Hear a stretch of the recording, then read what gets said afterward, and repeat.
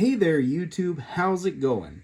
Nerdy Narwhal here, and I'm back again today to take another look at a 6-scale action figure for review.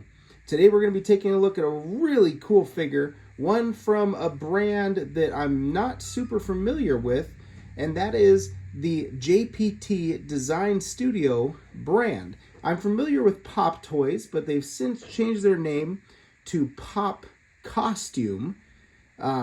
But it's still the same company. But that said, they did that once they started collaborating with JPT Design. I'm not sure how all that goes down in the background. I just know that Pop Toys consistently delivers top tier figures, and now that they've done this JPT Design thing, they've continued to do so, but to an even greater degree. Anyways, that was really wordy. Today we're looking at the Myriads of Nature Slayer action figure from JPT Design Studios and Pop Costume. This is the 4th release in that line and the one that caught my eye the most, and I'm really excited to dive in. Now let's come in here real quick for a bit of a close-up, just sort of soak in the aesthetic of this figure. It is absolutely beautiful. I remember when these went up for pre-order on Big Bad Toy Store, and I actually passed on it at the time, not knowing exactly what I was getting myself into. I know that generally 6-scale figures of female characters just tend to have a lower quality feel to them. The bodies are oftentimes not quite as durable. There's just not as much care put into it. That said, I didn't want to take the $250 gamble or whatnot and have this be the same case. Well, since then, I was lucky enough to find one on eBay after being able to see the quality of these things in hand. And I'm happy that I did, because it is an awesome figure. The quality of Pop Toys definitely did not decline when creating a female figure. And get a look at that real, just creepy, intense, almost angry old lady face. It's definitely not the most realistic looking figure, but it's absolute artistry on display here.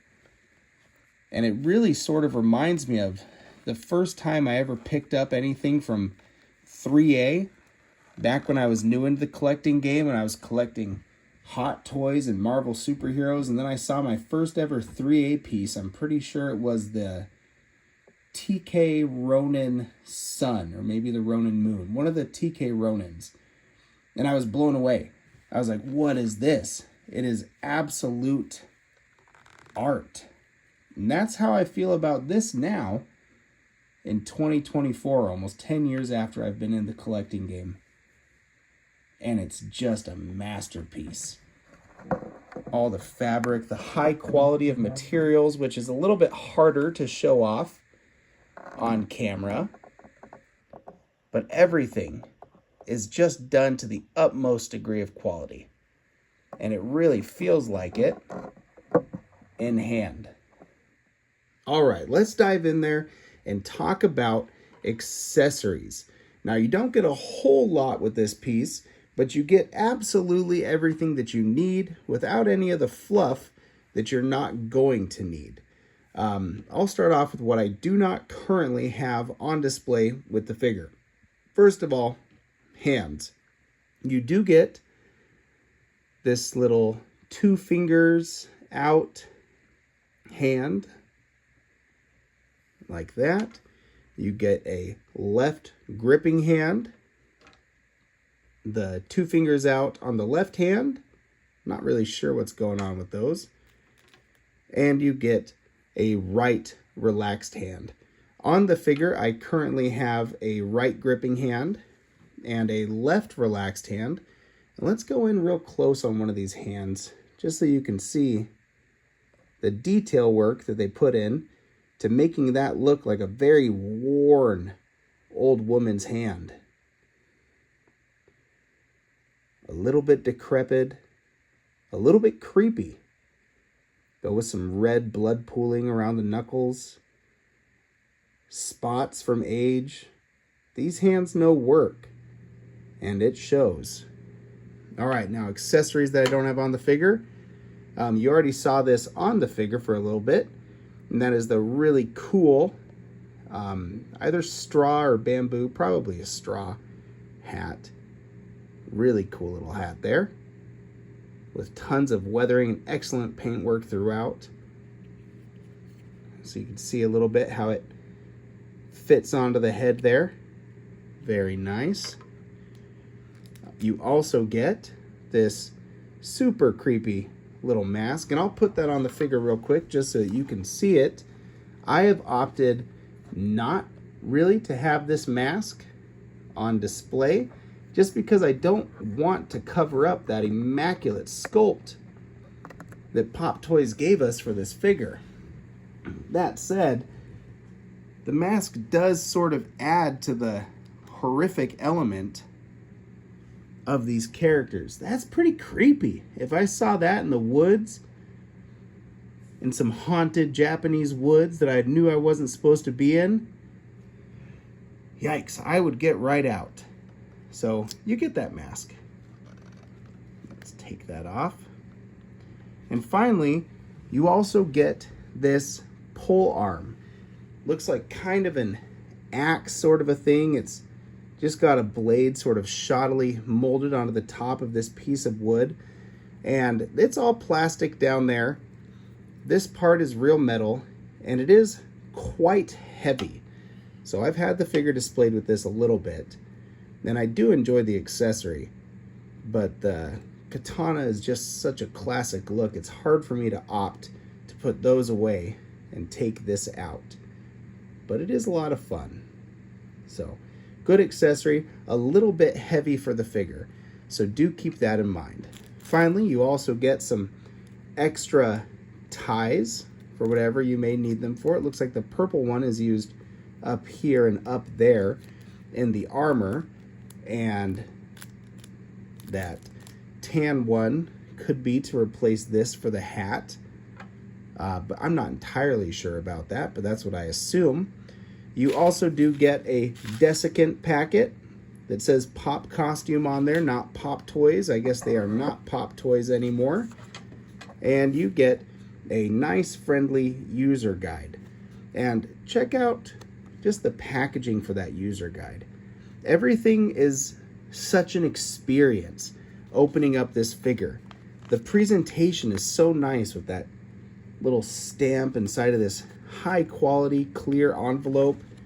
Everything is very well presented, and I do really appreciate and enjoy that. I'm going to come in a little bit closer now, and we'll talk about the accessories that I have on the figure. She comes with this little bamboo cup here, and that's all well and good, as well as these. See if I can get them around there. Yep. That little beaded necklace for, I don't know if they're prayer beads or what, but they're pretty cool. They add quite a bit to the outfit. And if you'd consider it an accessory, she does come with this little pull-out piece of hair. Now, the top of the head is all sculpted, but this piece of hair here is actually rooted hair around a wire. So you can get a little bit of pose out of that, or a lot of bit of pose, actually, which is a pretty cool and unique way to do a ponytail type of hairdo, which I don't think I've seen one rooted with a wire going through it yet. So that is pretty nice. Just plugs into the back there. All right, let's get the Slayer turned back around, and we'll talk about the blades. First of all, she's going to come with this nice all-metal tanto. There is some design in the handle. Let's see if we can get a focus on there. There we go. Looks like a blade fashioned into that wood there. Everything, if you've had a Pop Toys figure before, is fashioned to the utmost quality, and you definitely feel that when you play around with these accessories a little bit. So that's her tanto. And I'm not actually sure if this is a katana or not. It doesn't have a tsuba, but it does have that curved blade that we all know and expect from our Japanese action figures, Japanese charactered action figures, and a really cool looking handle right there. Looks like bamboo or wooden, I'm not entirely sure. And that slides in very well into the sheath, just like that. Now let's look at these real quick. See if I can get her arm out of the way. There we go. It's a little bit funky how you have to attach everything to the outfit, but that slides in there, and then it shows it in those little instructions too, but you take that piece of fabric out and you wrap it around the belt to sort of secure it into place. Get in nice and close on the tanto bit, right like that.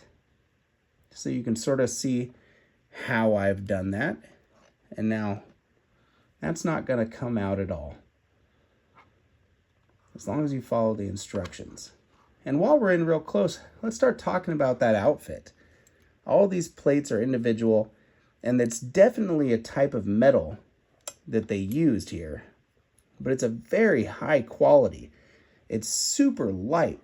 In fact, when I first took it out of the box, I didn't know if this was possibly little pieces of wood that they'd used, or clay, but it's definitely metal. You can hear it when they click together, and you can feel it with how sturdy they are. But it's so light, which is excellent for a female character, because those bodies tend to not be able to hold as much weight as bodies made for male characters. Get up there to her chest armor. Just look at that. That's a pretty sweet little piece of samurai armor kit that she is wearing. And there is some asymmetry to the design.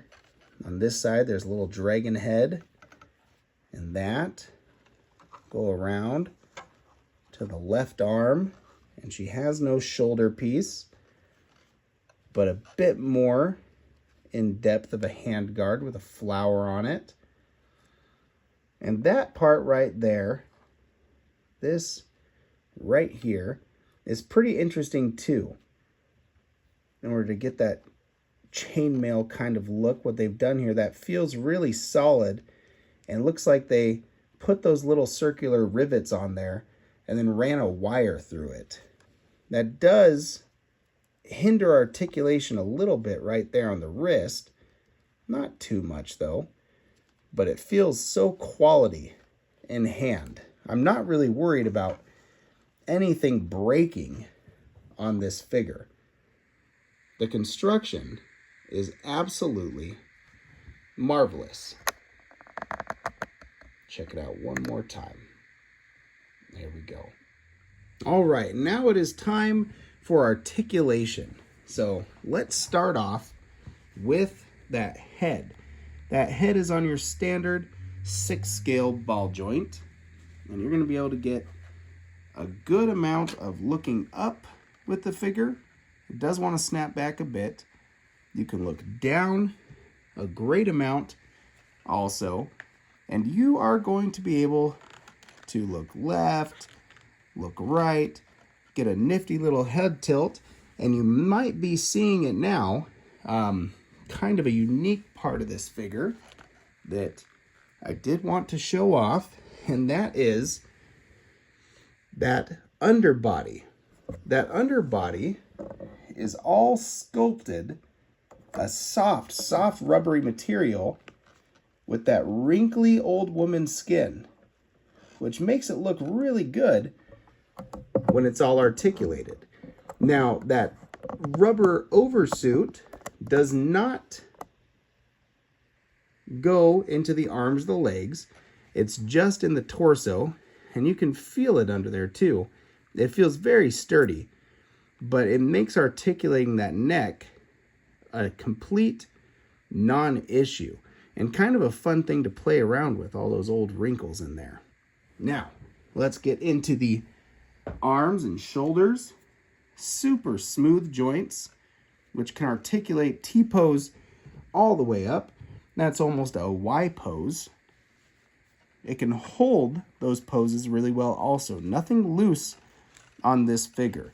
It'll go up all the way to about right there. You've got a solid double jointed elbow. That swivel action there. Bring it back down. And those hands are on standard 6-scale wrist pegs, which are going to give you some tilt. They're a little bit hindered by that outfit. They're going to be able to rotate around, and you're all set. One thing to note for the hands, and I'll zoom in here real quick so we can see a little bit what I'm talking about. For these gripping hands, they are originally all molded, just like this one here. So what I actually did was take a small razor blade and cut that middle finger loose. It really doesn't break up the sculpt at all. In fact, it almost looks like it was meant to be that way. But I did that with the sole purpose of getting that little finger loop wrapped around on that finger. It's not at all necessary, and it still looks very good if you don't go through that painstaking permanent modification for your figure. But I thought it looked really cool on this hand with that little loop going around there and how the armor clung to her body so well that I figured I'd have to do it for that one too. So I did. Keep that in mind.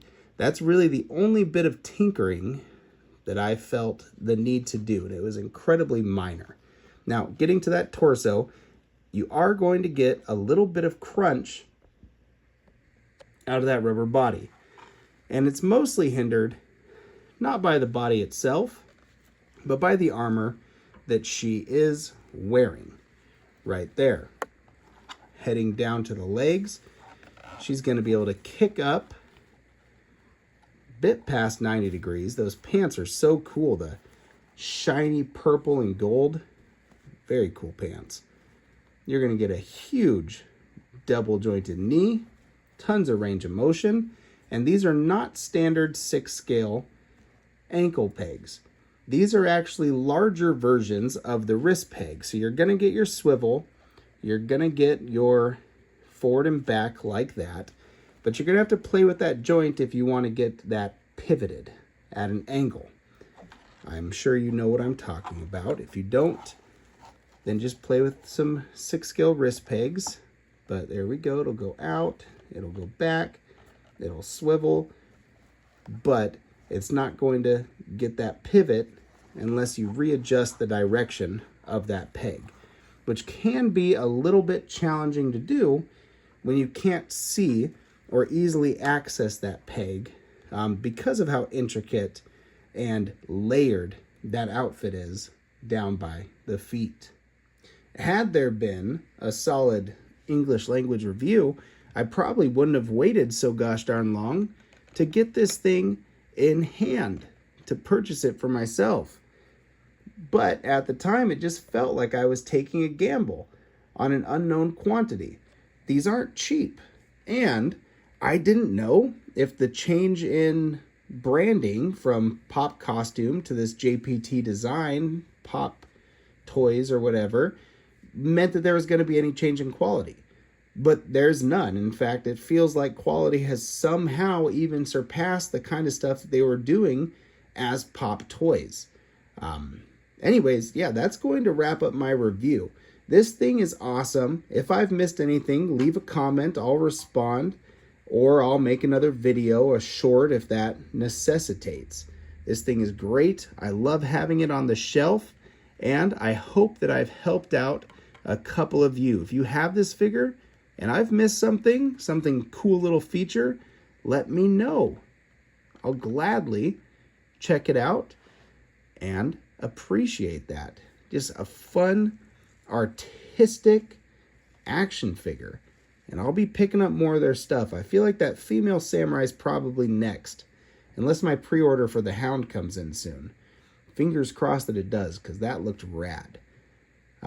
Anyways, stay happy, stay healthy, and keep on collecting. Nerdy Narwhal out.